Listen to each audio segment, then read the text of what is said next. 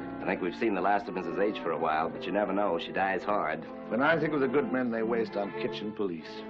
I wish getting Emily out of the house was a solution to something, really. But... Well, at least it's a temporary solution to the problem of avoiding Emily Hawkins. How about a little nightcap for the three of us, Anne? I think I'll run up and see how Jane is, if you don't mind. You'll find some scotch on the sideboard. Oh, please don't go, Tony. I want to talk to you.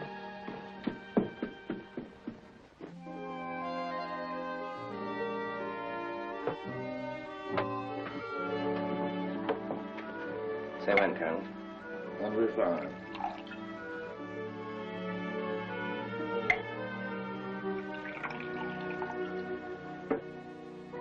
Happy birthday. Oh, thanks. Almost forgot. Pity, isn't it? Sure is. Well, I think I'll take myself off to bed. Good night, Willett. I rather like you, if I may say so. Couldn't be more pleased, sir.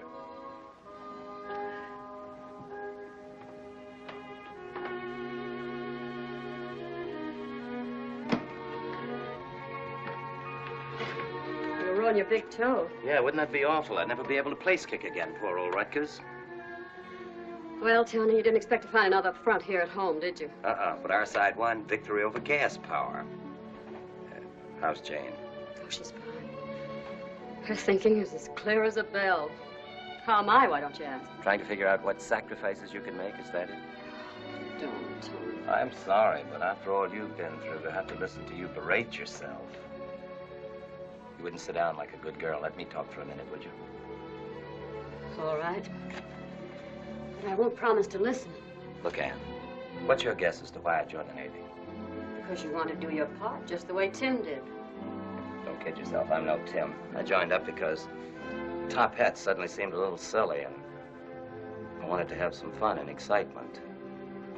I laughed up my sleeve at all the fellows who were giving out with noble motives, the 4 freedoms, and all the rest of it, but I found out that it all added up to a simple, corny phrase that I couldn't laugh off. Home, sweet home. I know. You do know?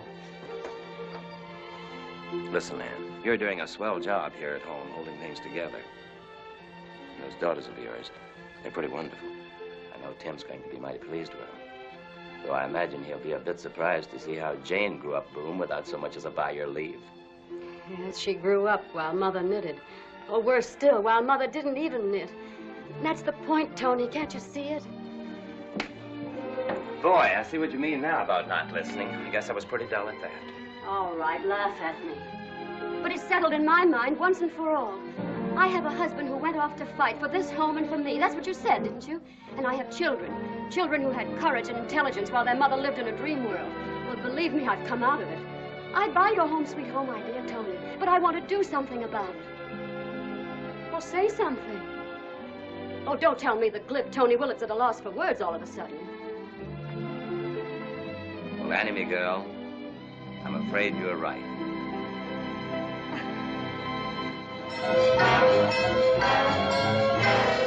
I hope you'll think I was right, too, Tim.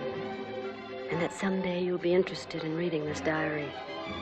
And I hope you won't be too shocked when you hear that I'm actually training for work in a shipyard of all places. Yes, tremendous changes have taken place in the pampered woman who is your wife. It's hard even for me to realize that I'm studying to be a lady welder. And doing very nicely, so it seems. Oh, Tim, I love it so. And I have such admiration for all these people. There's one woman I can't wait for you to meet. Her name is nothing like we ever heard at the country club. It's Zofia Kozlovska. And she likes me because she thinks I helped her through a most awful and tragic loneliness. I wish my little boy had lived, so he could have seen America. I used to read to him about it every night, when the shades were drawn and the sound of heavy boots marching down the street made my poor little Yanka shake until I thought his bones would crack. And then we'd pray together that God would let us go to the fairyland across the sea. If only he could have been with me the day I went all by myself to the Statue of Liberty and read what it says there for the whole world to see. Do you know it, San Hilton? Did you ever read it? No. I'm sorry to say I don't know it. Oh, I'll never forget it. I know it so well here because I feel it so much here. It says, give me your tired, your poor, your huddled masses yearning to breathe free. The wretched refuse of your teeming shore. Send these, the homeless, tempest-tossed to me. I lift my lamp beside the golden door. You've helped light that lamp for me, Anne Hilton. And then, Tim, she said the most thrilling thing that has ever been said to me. She said, you are what I thought America was. What I meant when I prayed with little Yanka. And as in my own small way I help here in the shipyards, I hope I may be worthy of her words. Just as each night I pray that always I may be worthy of those other thrilling words. The first time and every time since that you've said, I love you.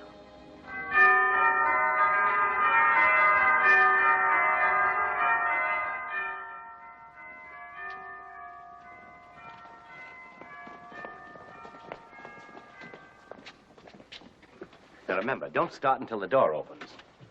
When it does, let them have it. What's the matter, Bub? You look a little reluctant. It ain't that I don't trust you, but I'd like to have my money first.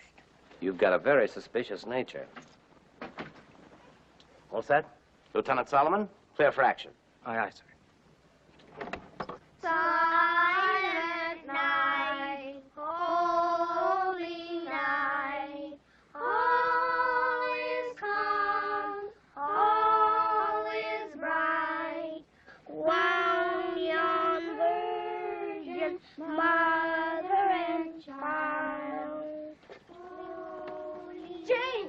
Colonel, come on! Somebody's here. They're singing. Come on, Colonel, get a move on. Silent night, peace on earth, goodwill toward men. Colonel, I didn't want to wrap this in a box with fancy ribbon, but I knew you'd like to have it.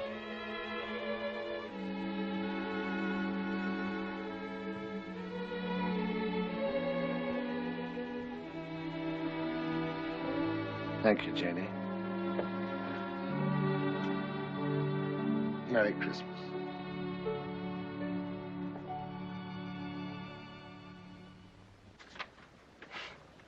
Who's next on your team? Colonel Smalley. Get going, Colonel. You're our anchor man. Don't worry, we've given you a nice, easy one. Please don't be patronizing. I can act it. All right, go. Come on, we've only got a minute and a half. Well, you might wait until I've read it. Have you read it? Time. Let's go, Colonel. Anchor's away. That is not it. Please, Colonel. 2 words. Oh, no, it isn't fair to talk. Well, what difference does it make if I say 2 or hold up 2 fingers? Come on, Colonel. Come on, Colonel, it's a half a minute already.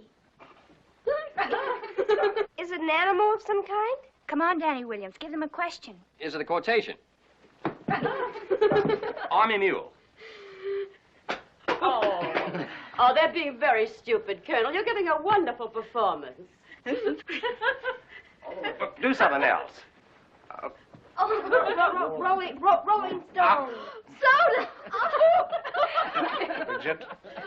Bridget. No talking, Colonel. Soda. All right, Colonel. Now, don't get sore. Just try doing once more what you did before, and if we don't guess it, we'll give up. Anybody could guess that. You can't guess, Fidelia. No fair. Oh, we can afford to be generous. Let them have Fidelia on their team. Bottoms up. Thank goodness. Was that it? Certainly that was it.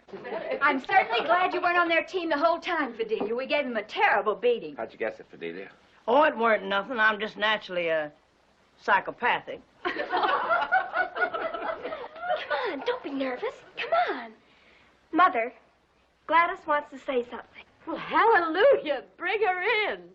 This is Gladys Brown, everybody. She's a friend of mine. Well, come in, Gladys. She wants to say something to you. Come on, Gladys. It isn't hard. Honest. Merry Christmas. Well, she made it anyway. I have big plans for her next year. Yes, she can be the class orator. Come on, everybody. Coffee and sandwiches. Congratulations, sir. I thought you acted very good. Oh, it was nothing really. Gee, that was fun. The Colonel's a good sport, isn't he? Yes, we all adore him. Delia, when did you start specializing in this bird food? You won't tell anybody? There's a chicken leg I saved for you. That's more like it. You just sneak out by yourself. You'll find it on the second shelf in the icebox. It's a wonderful party, Mrs. Hilton. Oh, it's Tony. He brings life to any party.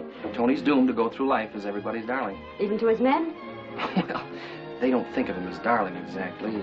Hero worship's more like it. I bet he didn't tell you he's been recommended for the Navy Cross. No, really? Oh, he'll make jokes about it, but he's very proud of it. Well, where did... Oh, I want to talk to you, John Paul Jones. What have I done now? The Navy Cross, that's what you've done. Yes, he told me. Do they give you a ribbon? Well, what does it look like? What are the colors? As a matter of fact, it looks just like that. Oh, now stop it, Tony. This is an old one. It's last year's model. Listen, Ann, he'll joke about it, but he's really very proud of it. Well, he said the same thing about you. Well, if you people will excuse me... me... Oh, he did he? No, never mind about him. Come in here. I want to talk to you. I wish that guy Solomon would stop acting as my press agent. Yeah, what do I do with this? Well, what do you suppose you do with it? Finish it, of course, you wastrel. I could use some milk with it. Oh, honestly. I never knew heroes were so helpless. Here, look out.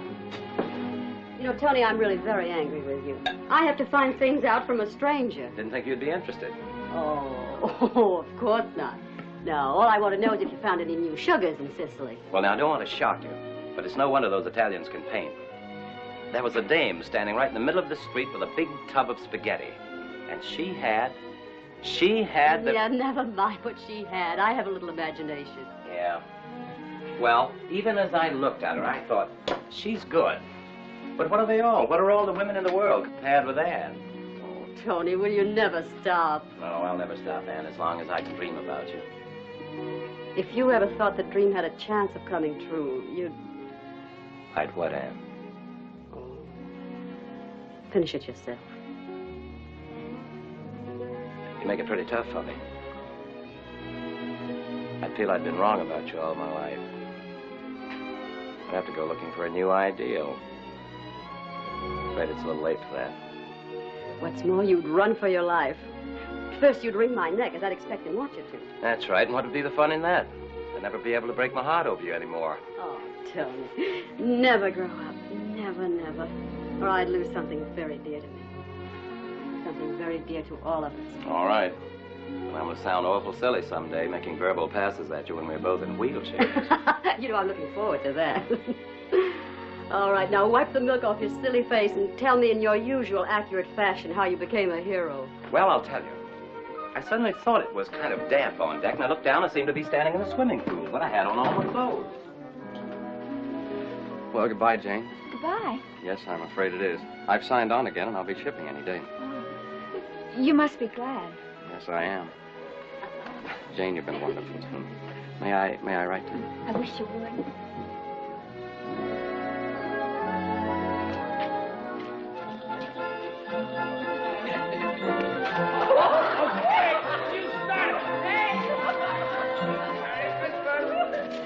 I still contend that if there had been one lone, single, solitary grain of intelligence on our entire team...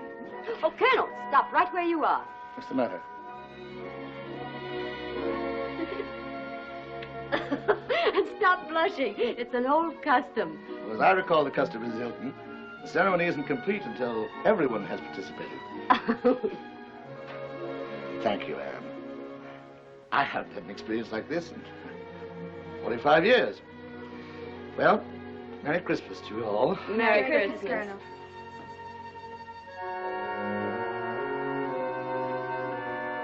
Come on, Soda.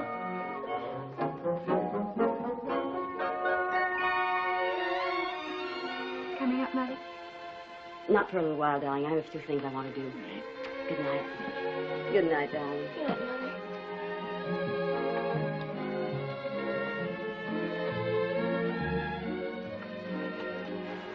Merry Christmas, Mother. Merry Christmas. Merry Christmas, darling.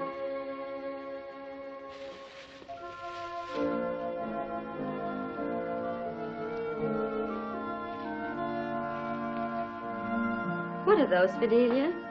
Mr. Hilton done sent these to me a long time ago and told me to put them under the Christmas tree, just like we've always done. Oh. No. No tears, Fidelia. There's nothing to cry about. I can't help it. He sent me something, too. Mr. Hilton never forgot me, even when he's fighting them devils. He'll be so happy to hear that you're back on the old job again. Yes. Miss Hilton, can I confide you something? Yes, Fidelia. Brig sent her daddy his gift just like nothing had happened. Of course she did. So did Jane. So did I. You all did that? Miss Hilton, I guess I just ain't on the right side of the Lord. I just ain't had the right kind of faith. But I will have. From now on, I'll be a true believer. And now I'm wishing you a good night, Miss Hilton. Good night, Fidelia.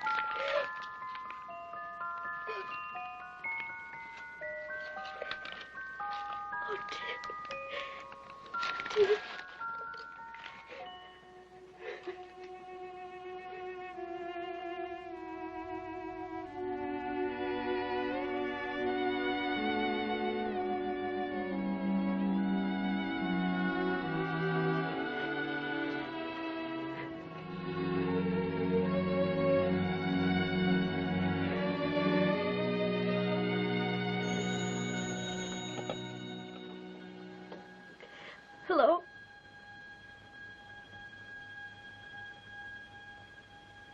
Cablegram.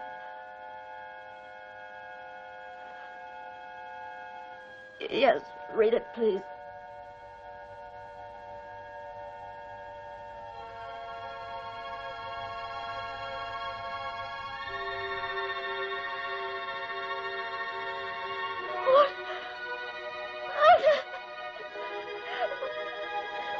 What was that? No, yes. Oh, yes, mail it to me, please. Yes, mail. Oh, Brig! Jane, Brig! It's the cable!